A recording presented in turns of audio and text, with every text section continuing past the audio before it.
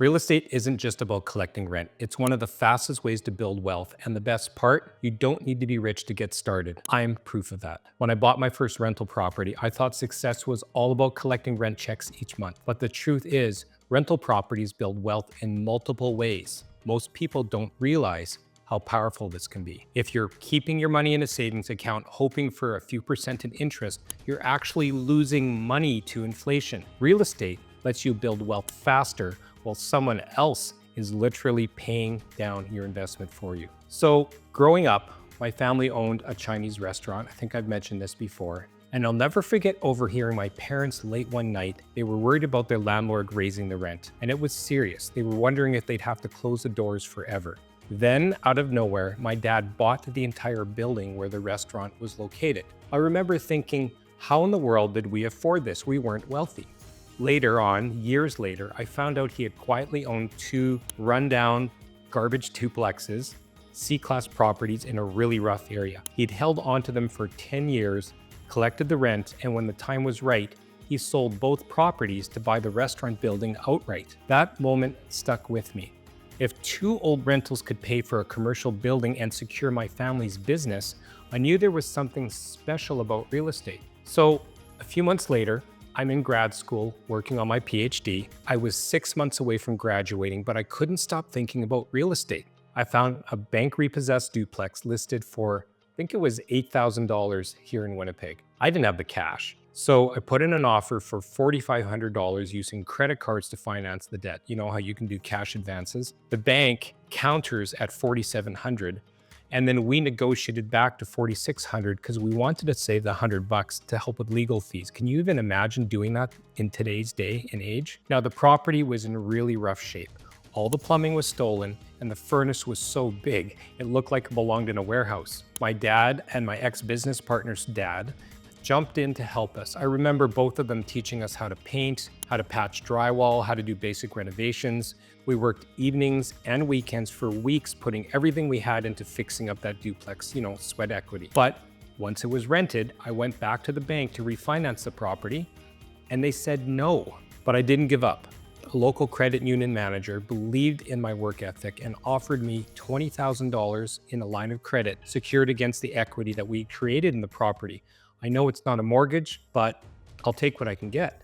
We used that $20,000 line of credit to buy 3 more properties, so use those as down payments for 3 more properties over the next few months. And that's when I realized real estate isn't just about cash flow. It's about wealth, leverage, and financial freedom. So why is real estate so powerful? Well, let's go over the points. It generates multiple streams of income. And unlike stocks or GICs or bonds, you control the performance of the asset to a large extent. There are 4 ways, more than 4 ways, but let's go over 4 ways that real estate can make you money. Number 1, cash flow, monthly rental income after expenses. Number 2, appreciation.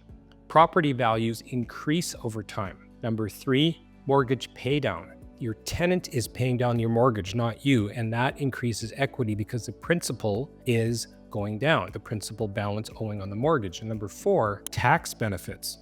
Mortgage interest, repairs, depreciation, they can all be written off. Now, when you compare this to a traditional investment, let's just say a stock or GIC, again, they can be volatile and unpredictable. Now, I'm not saying that real estate can't be. What I'm saying is what I'm trying to teach here is to focus on landlord-friendly markets where it is somewhat stable and predictable, okay? Let's talk about savings accounts. Low returns, barely keep up with inflation. However, real estate, you get consistent returns, those multiple income streams, and you have control of the asset. Now, when I'm talking control versus a stock or a GIC, I think it's kind of obvious that you can directly go to your property, control how much the rent is, to a large extent even control utilities, who's paying for utilities, how much the rent can be, the amount of renovations you're putting in, versus a stock or a GIC where there's a fund manager. And even if you don't use a fund manager and you're investing directly into that stock, you're not running that company. You're depending on the board of directors, a CEO, a CFO, all of those C-suite executives to run the company properly so that you as a passive investor can now get some ROI out of it.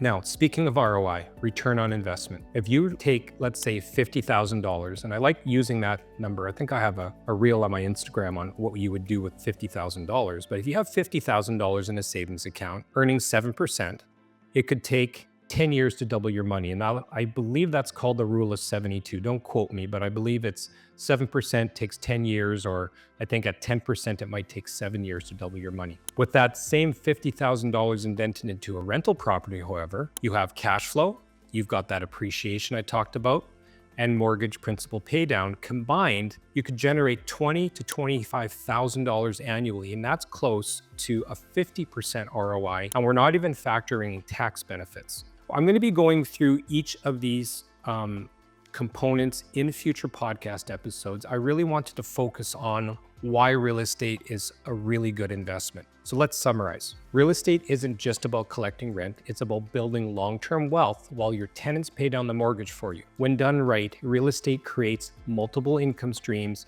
protects against inflation, and puts you in control of your financial future.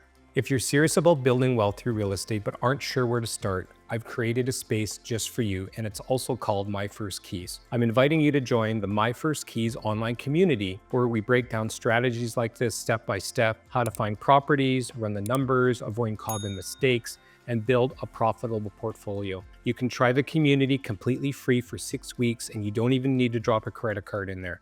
Click the link in the description below, and I'll see you inside.